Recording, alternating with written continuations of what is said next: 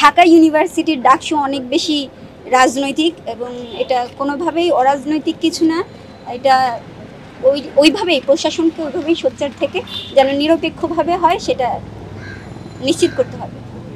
আপনারা দেখেছেন যে ডাকসু নির্বাচন 19-এর যেই ডাকসু নির্বাচন সেটা একটা প্রহসনের নির্বাচন ছিল, লোক দেখানো নির্বাচন ছিল। মূলত হলগুলোর ব্যালট বাক্স হচ্ছে দখল করা হয়েছে, তার মাধ্যমে মানে সঠিক ছাত্র প্রতিনিধি নির্বাচিত হয় নাই আমার মনে হয়। এবং এই নির্বাচনটা আমার মনে হয় নিরপেক্ষ হবে, কারণ 6টি কেন্দ্র নির্ধারিত হয়েছে, যেটা হচ্ছে হলগুলো না, একটা নিরপেক্ষ সেন্ট্রাল ফিল্ড কার্জনের মাঠ। তো এগুলো হচ্ছে দখল করা খুবই টাফ।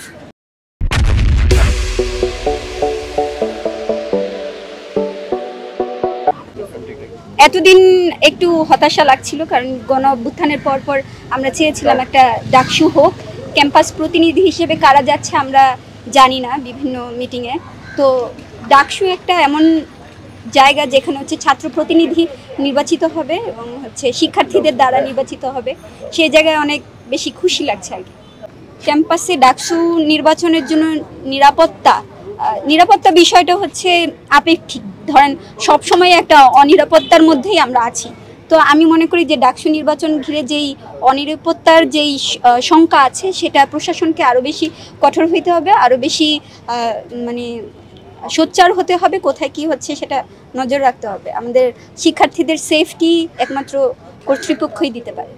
আপনারা তো আছেন, অল টাইম যদি মিডিয়া থাকে আমার মনে হয় সেখানে হচ্ছে কারচুপি করাটা খুবই টাফ হবে। এবং ডাকসু নির্বাচন একটা নতুন একটা হোপ জাগিয়েছে, যারা হচ্ছে এতদিন হচ্ছে ক্যাম্পাসের জন্য প্রতিনিধি হিসেবে কাজ করতে চায় তাদের একটা জায়গা তৈরি হবে। এবং হচ্ছে আরেকটা বিষয় হচ্ছে সাধারণ শিক্ষার্থীদের একটা প্রতিনিধি তৈরি হবে, যারা হচ্ছে বিশেষ করে শিক্ষার্থীদের দ্বারা নির্বাচিত হবে এবং হচ্ছে শিক্ষার্থীদের যা প্রয়োজন সেটা তারা দিতে